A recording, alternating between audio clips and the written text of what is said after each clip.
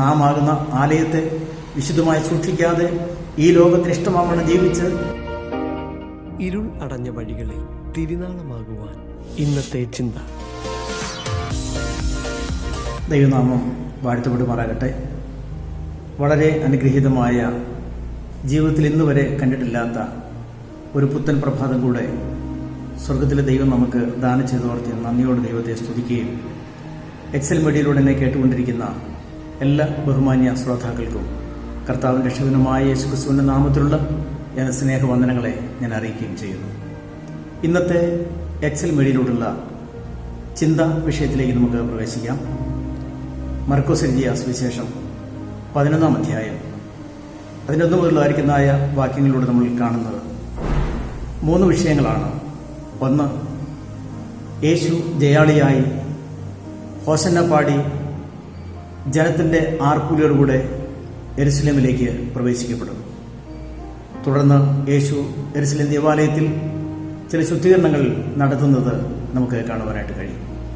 2-ാമത്തെ വിഷയം എന്ന് പറയുന്നത് ഫലമില്ലാത്ത അത്തിവൃക്ഷത്തെ കർത്താവ് ശപിക്കുന്നു. പിറ്റേ ദിവസമായപ്പോൾ അത് വേരോടെ ഉണങ്ങി നിൽക്കുന്ന ആ ഒരു കാഴ്ചപ്പാട് നമുക്കവിടെ കാണാൻ കഴിയും. 3-ാമത്തെ വിഷയം എന്ന് പറയുന്നത് യേശു യെരുശലേം ദേവാലയത്തിൽ ചെയ്ത ആ അത്ഭുത പ്രവൃത്തികൾ അല്ലെങ്കിൽ ആ ശുദ്ധീകരണം, ദേവാലയത്തിൽ ശുദ്ധീകരണം നടത്തുന്നത് എന്ത് അധികാരം കൊണ്ടാണ് എന്ന് മൂപ്പന്മാരും ശാസ്ത്രിമാരുമൊക്കെ യേശുവിൻ്റെ അധികാരത്തെ ചോദ്യം ചെയ്യുകയാണ്. എന്നാൽ ഒന്നാമത്തെ വിഷയമായി നമ്മൾ കാണുന്നത് യേശു കർത്താവ് യെരുശലേം ദേവാലയത്തിലേക്ക് യാത്ര ചെയ്യുന്ന ഒരു കാഴ്ചപ്പാടാണ്. പ്രിയമുള്ളവരെ, യേശു യെരുശലേമിലേക്ക് പോയത് വിശുദ്ധ ആരാധന ആലയത്തെ ലക്ഷ്യമാക്കി തന്നെയാണ്. യേശു ആരാധന ആലയത്തിൽ ചെന്നപ്പോൾ അവിടെ കണ്ട കാഴ്ച യേശുവിനെ ചൊടിപ്പിക്കുവാനിടയായി.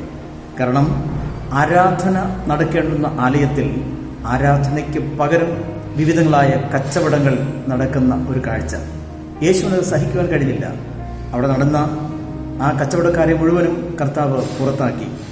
എൻ്റെ ആലയം പ്രാർത്ഥന ആലയം എന്ന് വിളിക്കപ്പെടും, നിങ്ങളോ അതിനെ കള്ളന്മാരുടെ ഗുഹയാക്കി എന്ന് കർത്താവ് പറയുകയാണ്.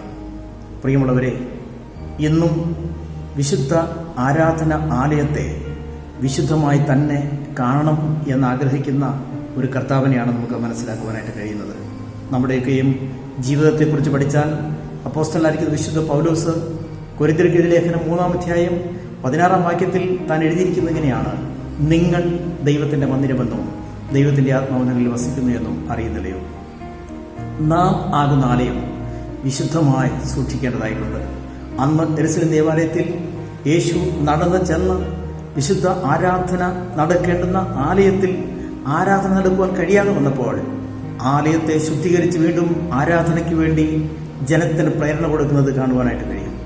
ഇന്ന് നാം ആകുന്ന ആലയത്തെ വിശുദ്ധമായി സൂക്ഷിക്കാതെ ഈ ലോകത്തിന് ഇഷ്ടമാവണം ജീവിച്ച് കള്ളക്കച്ചവടവും കൊള്ളിവെപ്പും വെറുക്കൂത്തും തിരുവെഴുത്തിൽ രേഖപ്പെടുത്തിയിരിക്കുന്ന ജഡത്തിൻ്റെ പ്രവൃത്തികളാണ് നാം ആകുന്ന ആലയത്തിൽ നടക്കുന്നതെങ്കിൽ അവിടെ കർത്താവിന് ഒന്നും പ്രവർത്തിക്കുവാനായി കഴിയുകയില്ല.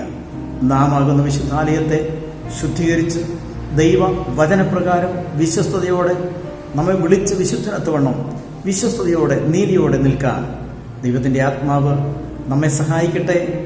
അതിനുവേണ്ടി നമ്മൾ പ്രാർത്ഥിക്കുകയും പ്രവർത്തിക്കുകയും ചെയ്യുന്നവരായി നാം ആകുന്ന ആലയത്തെ വിശുദ്ധിയിൽ നമുക്ക് സൂക്ഷിക്കുവാൻ ഈ വചനം കഴിയും നിങ്ങൾക്ക് ഓരോരുത്തർക്കും ഒരു അനുഗ്രഹമായി ഭവിക്കട്ടെ എന്ന് പറഞ്ഞുകൊണ്ട് എൻ്റെ ഇന്നത്തെ ചെറിയ ചിന്തയ്ക്ക് വിരാമം കുറിക്കുന്നു. ഈ വചനങ്ങളാൽ ദൈവം നമ്മെ എല്ലാവരെയും അനുഗ്രഹിക്കുമാറാകട്ടെ. ആമേൻ.